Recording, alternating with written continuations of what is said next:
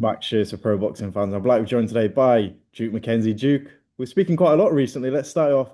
Anthony Joshua, Jake Paul. I heard you just say you didn't watch it live. Talk to me. Now you've watched it back. What's your reaction? Yeah, I couldn't watch it live. I'm an old man. I couldn't stay up that late, so I nodded off. We had a Christmas do last night. So drinks, we had drinks at a local sort of pub for me and my members. That was great. Then I Mm. got in, and me and Trevor just went to bed. He was knackered, mate. He's anyway, but he's up now. He's been out, so we're good. But anyway, back to the Jake Paul fight, Anthony Joshua fight. It, you know what it reminded me of. Mm. You know, like when you see a fly on the windscreen and you're trying to swat that fly and you just can't get it?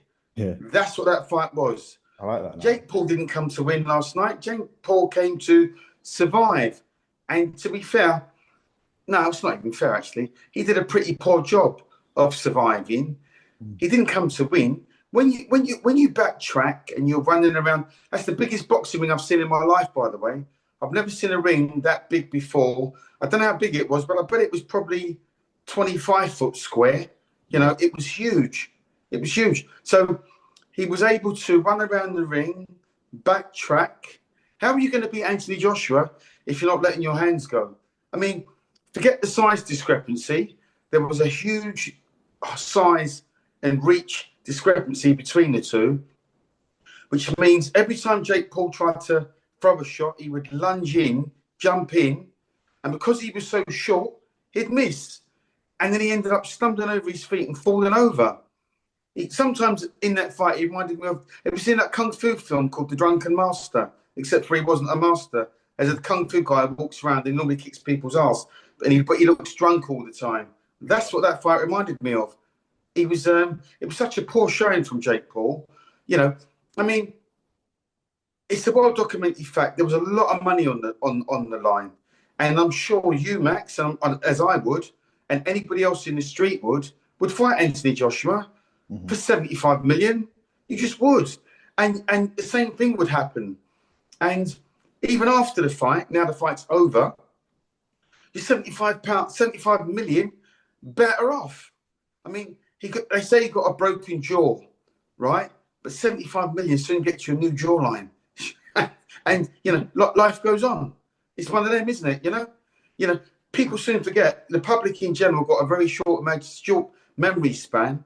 This will be forgotten about in a few days. And Jake Paul, 75 million richer, or however many millions he got for that fight, he's a very, very wealthy man off the back of that fight.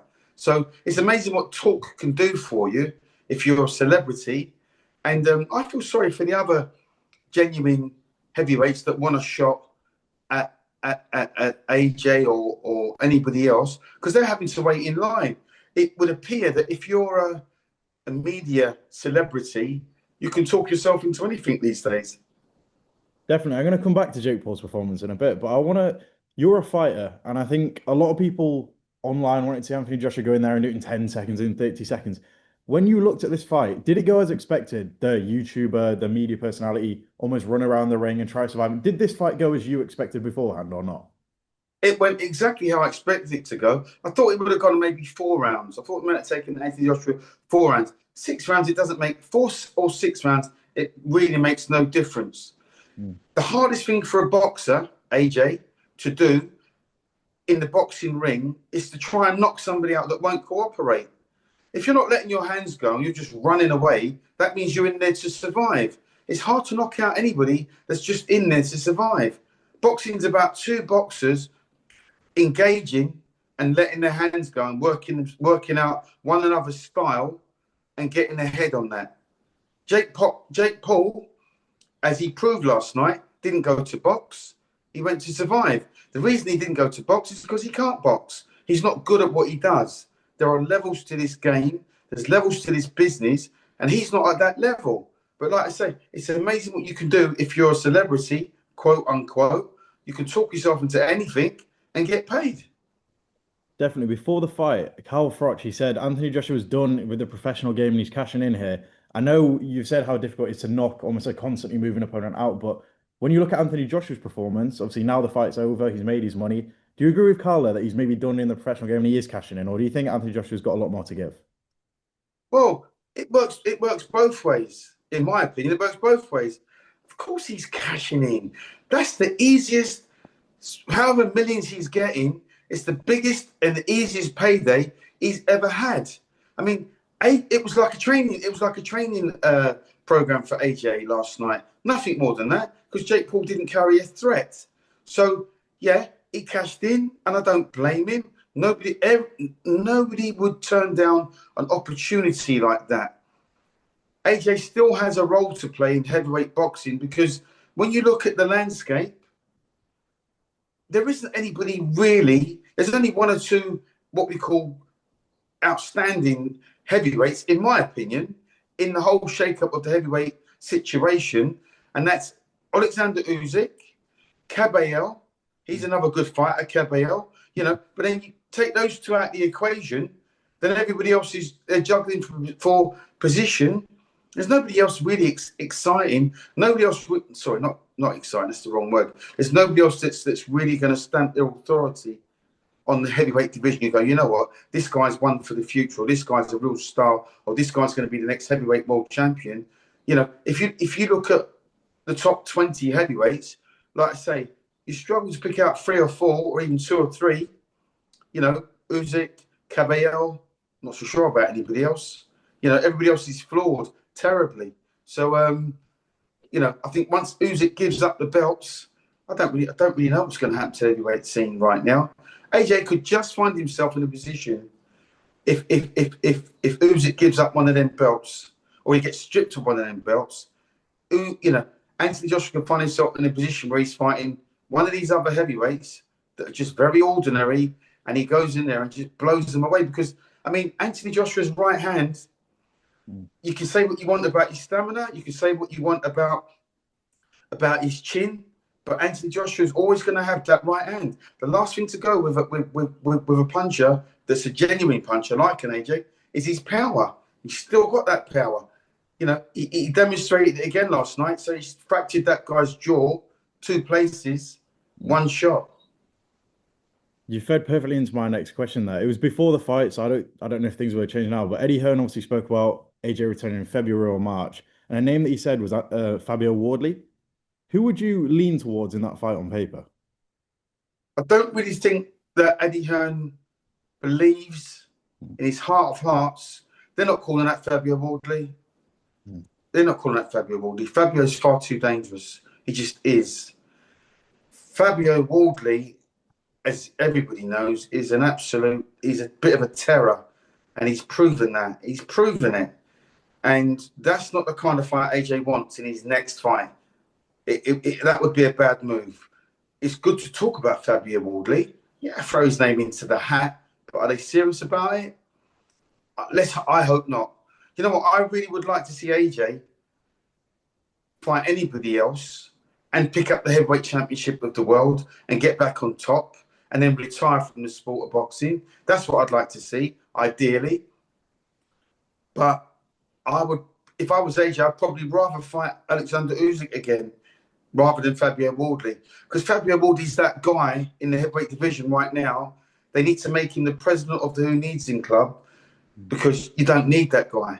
He's a warrior. He's proven it. Takes a good shot. Gives a good shot. Got a reasonable engine. And he's still improving, Fabio Wardley. So that's not a good move for AJ. The fight that I have to ask you about as well, Tyson Fury, you wasted no time calling him out, and he said, get off your Twitter fingers. If you want to fight a real fighter, get in the ring, let's get it on. The way he was talking as if Tyson Fury is almost avoiding the fight and talking online. Do you think Tyson Fury is scared of Anthony Joshua? Do you think he wants that fight? He's been talking about it for years.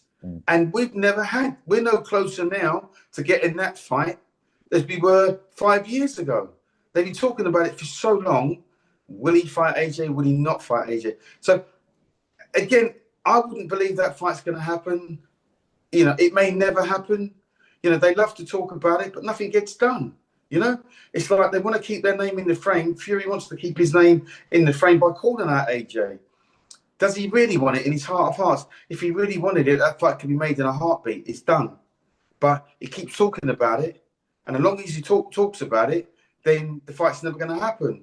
When it all goes quiet, then you start going, oh, maybe they're doing something behind the scenes. Maybe they are really serious about it. I really believe AJ wants this fight now. I really do. If AJ fights again in March, he's got momentum now. Knocked out Jake Paul, knocked out Ngannou. His confidence is certainly coming back. You know, he's got himself a new coach, trying to go back to old methods, keeping his shape better, using the jab better, working head and body as he did against Jake Paul. I mean, it's easy to look good against Jake Paul because Jake Paul's not in Anthony Joshua's league. He's not in the same class as Anthony Joshua. So Joshua was always going to look good against somebody like that. It was like target practice. But I don't believe the Tyson Fury is any closer to being made now as it's ever been. No, I know you're not his biggest fan and you're more of a traditional boxing man, but I have to ask the question. Jake Paul, now we've got the clip of him being knocked out. We've seen the broken jaw. Do you think he's gone from boxing now, or do you think he's going to continue? And what does the future for Jake Paul look like? Oh, I hope he gets lost. I hope we never see him again. You know, as I've said previously, with all of these misfits, YouTubers, wannabes that think they're boxers, there's enough of these guys now getting knocked out. Now, when Joshua knocked out Ngannou, that was a bad knockout because that guy's legs ended up underneath him and he flipped over backwards. Now you look, AJ's just knocked out Jake Paul and he's broke his jaw in 2 places. If AJ fights another one of these misfit YouTuber guys, it could end up even worse still. These guys are getting hurt because they're not good enough to be boxers. Why do they all want to be? They're all wannabes. They all want to be boxers. They've all got this fantasy dream that they can all fight in their chosen professions, but they're not boxers. It takes years to learn boxing, and many guys that even boxers that come into the sport of boxing, that's why only a few are called. You know, many are called and few are chosen.